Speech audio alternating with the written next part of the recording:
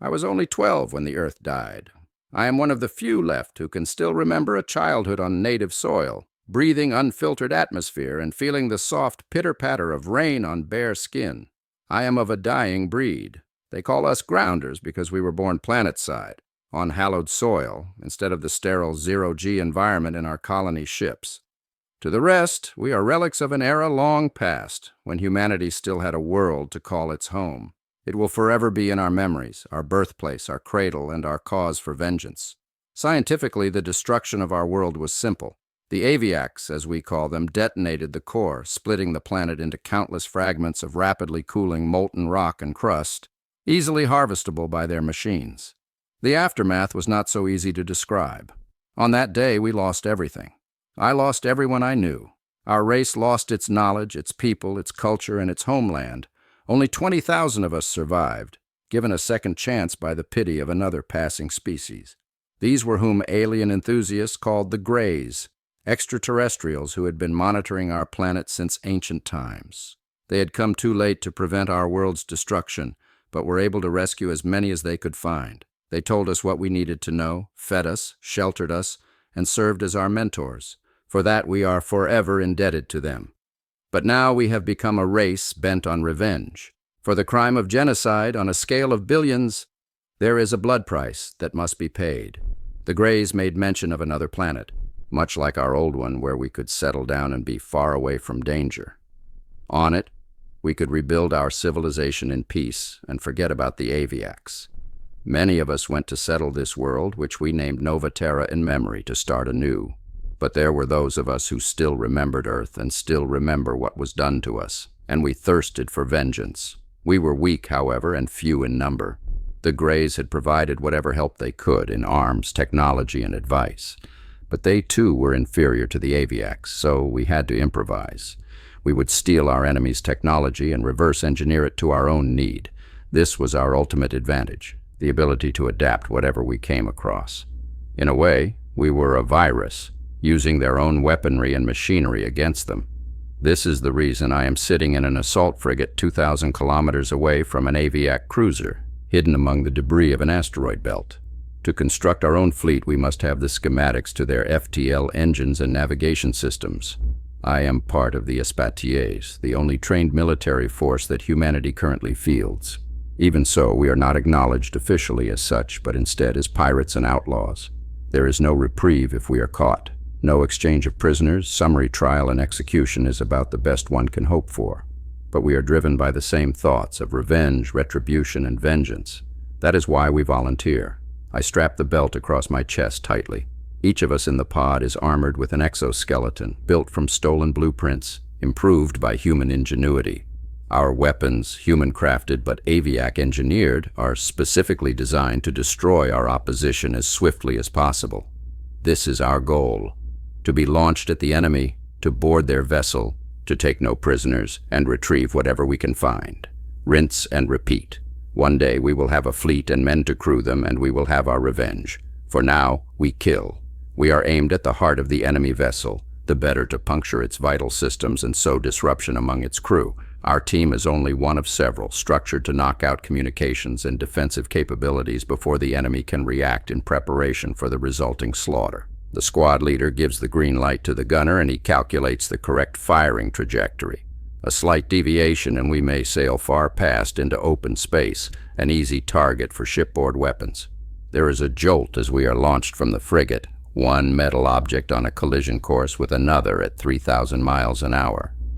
All that stands between us and being splattered like an organic pancake are the inertial dampeners, also adapted from alien design. We cross the distance between the two ships in the blink of an eye, far too fast for the aviacs to react. There is another jolt as we impact against its starboard bow, punching a hole through the titanium hull. I pull the bolt back on my weapon as the blast doors slide open, ready to disgorge the pod's contents into the inner environment of the enemy ship. Fortunately for us, the aviac homeworld has a nitrogen-oxygen atmosphere, meaning there is no need for rebreather systems. The temperature is a little on the warm side since the aviacs cannot easily generate their own heat and grow sluggish in the cold. We have known this for some time and specifically target their environmental systems to hamper their combat effectiveness. In my off time, I have heard news that Nova Terra has flourished greatly in the time since its founding. Its exact location is a highly guarded secret, and there are many who have gone to their grave, willingly or not, refusing to divulge its coordinates. However, there are also reports of colony ships heading out to terraform nearby planets, all abundant in resources, especially those needed for war. There is talk of building shipyards and a navy, and best of all, preparing for action against those who wronged us. Fortune willing, I shall be crewing the first human ships to see action among the stars and the first to launch the salvos of our ascendancy to power. Our footsteps echo down the steel corridors as we hurry towards the captain's quarters. We intend to reach it before the enemy can destroy anything of value, as they are wont to do when the battle is lost. Each of us is educated in the enemy's language, and we know the letters for mess hall when we see them.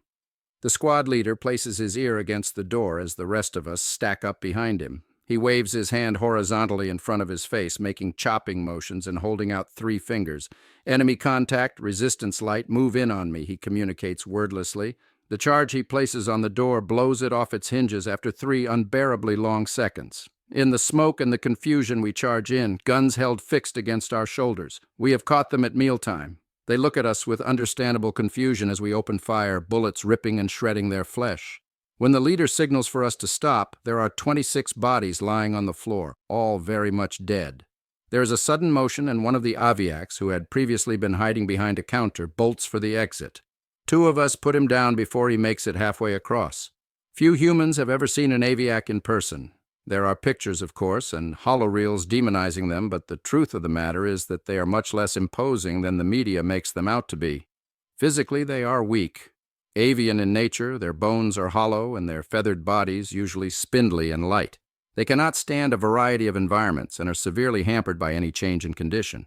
In unarmed combat, a human will win, provided he is fit. This has been proven many a time. Their intelligence is a different story, but I have yet to meet one who can outsmart a bullet. We move on, passing by the crew quarters where another squad is at work, hosing down the area with gunfire and grenades. It is likely we will hear exaggerated tales of their exploits much later in the canteen. Up the staircase we go, on our way to the bridge. In aviak ships, the captain's quarters are directly located next to it. We pass by what seem like propaganda posters, urging the crew to fight for their brood mothers and strive to make their hatchlings proud. There has been a great debate about the aviak culture among our leading sociologists. What sort of race must these beings be if they could destroy another species without warning just to harvest resources? The prevailing belief is that survival of the fittest is the general rule of thumb. If they can take it, they will. Even amongst themselves, they will fight, cheat, and steal anything, including food, land, and mates. For instance, captured aviaks have been known to turn on their cellmates with little persuasion, just for better treatment and food. A good amount of our intelligence and perspective on their race is obtained through this method. Their society is structured in a harem system, with one male heading flocks of females and doling them out to associates or allies as he pleased. It was a system quite alien to us, but we could understand why they committed the actions they did. In their minds, might made right, and our inability to defend ourselves was tantamount to an invitation for destruction. In my mind, it was a game 2 of us could play. As we entered the bridge, we could see that these aviaks were a little more prepared than the flock downstairs. For one, there were more of them than us. 2, they were armed. Our ability to use weapons was limited by the fact there were delicate instruments we did not want destroyed, at least not until we had finished with our business here. I have said before the aviak were physically weak. Here was an example in action. Judging by my count, they must have outnumbered us at least 3 to 1. The fight was one-sided when it began. It ended as a massacre. Their choice of weapons were often plasma or laser-based, whereas ours were kinetic penetrator slugs. Our armor was specifically designed to render their arms useless, dissipating the incoming bolt's energy over a body-wide network of capacitors. I saw one raise his rifle at me, fire once, twice, and then I was upon him, powered fist catching him underneath the chin. The exoskeleton we wore multiplied our strength so that we were able to lift heavy machines with a single hand and sprint while carrying hundreds of pounds. My uppercut broke his neck clean through, and he flopped lifelessly backwards. I scrambled over the console behind him and threw myself into the emerging melee. A quick survey of the fight's aftermath illustrated my earlier point. The casualties on the enemy's side were total, while our only injury was from an overeager private ramming himself and the aviac he had in a headlock into a solid steel bulkhead. The squad leader quickly split us up, directing some to retrieve navigational data, others to download tactical information, and assigning me to retrieve the captain's files. I found the room off to the side, labeled in the strange pictographs that passed for their language.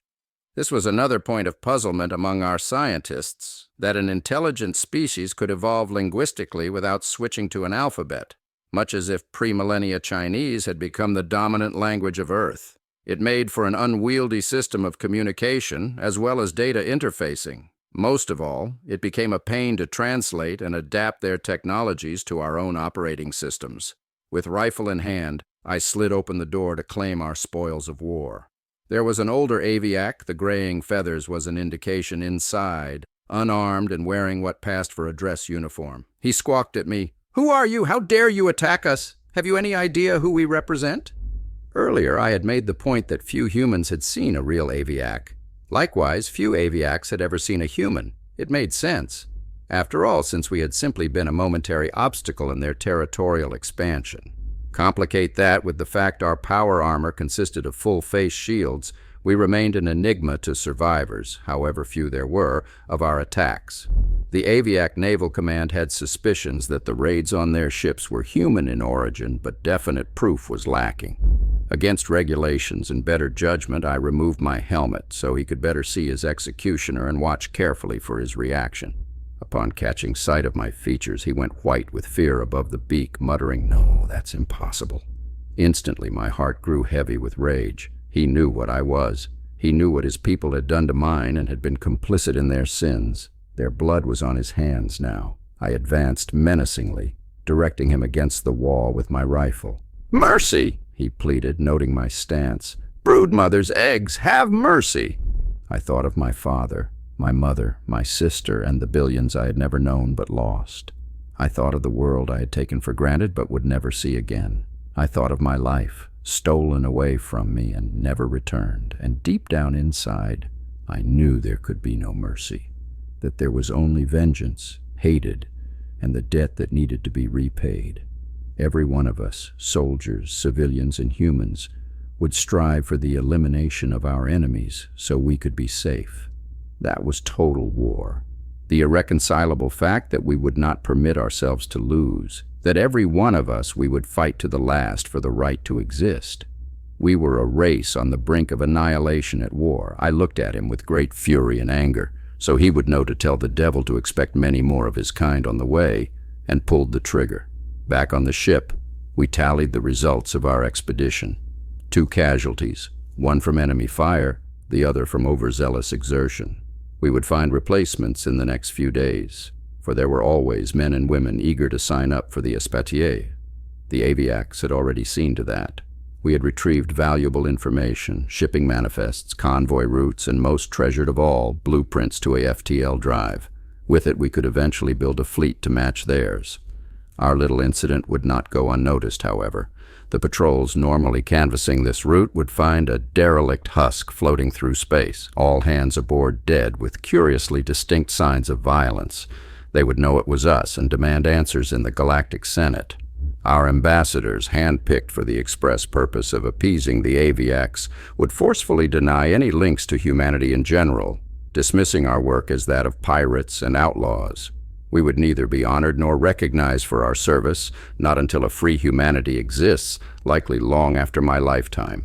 With dissemination and lies, we will keep our enemies unsuspecting and overconfident. They will think us weak, and we shall give them no reason otherwise. Meanwhile, the Greys have offered to let us build shipyards at Epsilon Eridani, where, using the knowledge we have and will have acquired, we can churn out warships of any number and train the personnel to crew them. Already there are plans for a great flagship, the pinnacle of human and alien technology, to serve as a base for the Espetier Corps. Christened the Prometheus, few would remember the origins of her name, but for every man or woman who worked to keep the great ark of humanity afloat, she would be a representation of their collective efforts. In time, Humanity will have to fight, whether we are prepared for it or not. But those who oppose us will find that behind the ready words and easy smiles of our ambassadors are countless men like me and innumerable ships like the Prometheus, machines made for war. Tremble, enemies of man, for earth and her children behold you, and we find you wanting. Taken from the memoirs of Sergeant A. Wallenberg, Blood and Thunder, an account of the Espatier Corps in the Aviac Human War.